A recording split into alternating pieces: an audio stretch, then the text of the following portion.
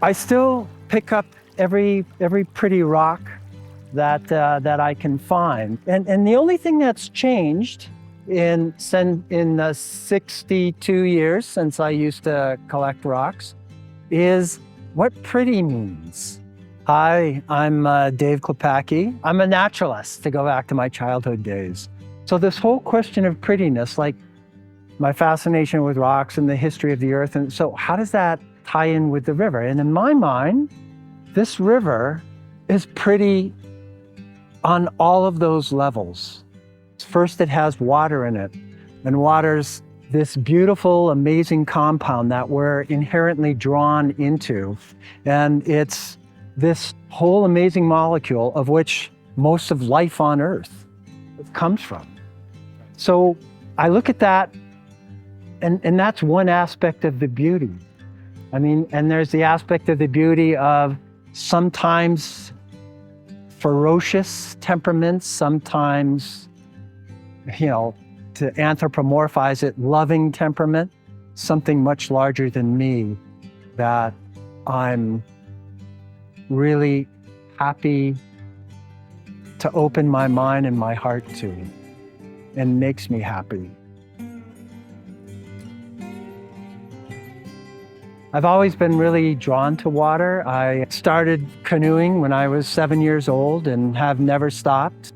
And I'm shaking right now as I'm remembering some of those experiences. This connection with this being that is the essence of life. That kind of connection is what in part draws me to the river. And then I cast my first fly shortly after I started paddling, thanks to my older brother. I cast my first fly when I was 10 years old. He was 14. And we took up fly fishing and haven't ever looked back. That we've always fly fish. It's another aspect of sharing the beauty, the prettiness of this river is when you catch a trout, when you understand the mayflies and stoneflies that sustain this trout, that I can go pick up a rock over there and find some of the nymphal forms of those insects. And the whole understanding of the life cycle of what are actually incredibly beautiful beings is another form of connection. These forms of connection give me an experience of belonging, of connecting with, essentially beings that are much bigger than me.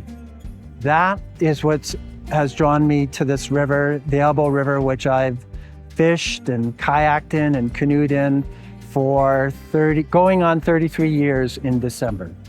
And I've seen it change. I've seen it through drought, seen it through floods, seen many faces that describe all of the different sorts of beings that comprise this ecosystem.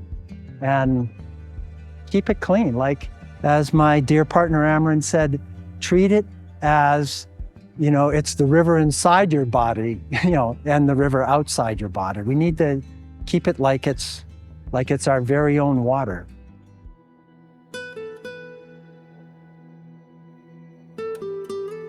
We're slapped down in a concrete city.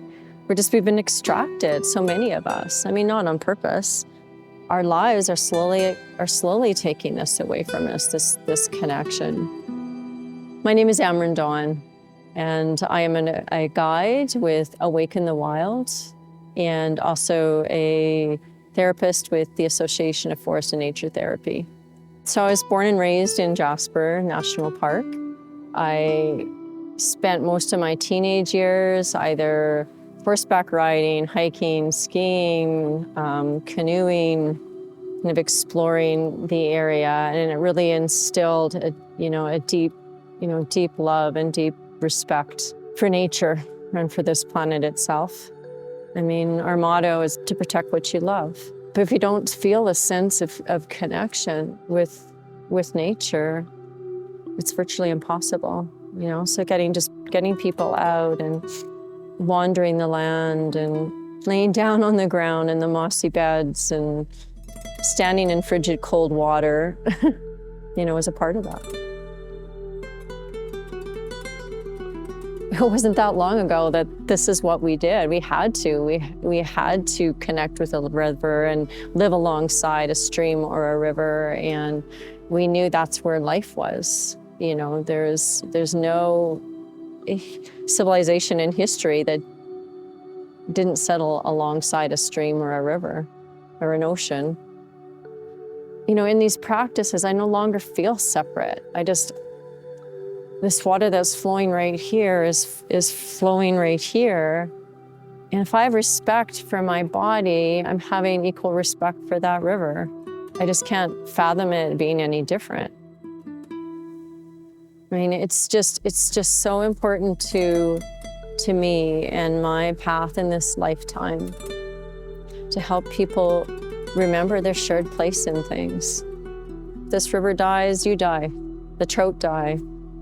The cattle don't have anything to drink. The kayakers can't recreate. And I think in that is helping and supporting, like being the guide to help people turn towards the beauty in this world and not the struggle. And so if we're able to do that, like in these practices, to say, oh, well, it's just water flowing by, people walk by, but to stop and say, actually see the water and see the clarity of the water. And so it's helping people to turn towards that, to see and to watch a flower and a butterfly landing on a flower and taking a moment to actually notice and to notice how it touches you, the beauty. And so just that guidance and turning towards what's beautiful and then how is it touching us is going to inspire us to make change.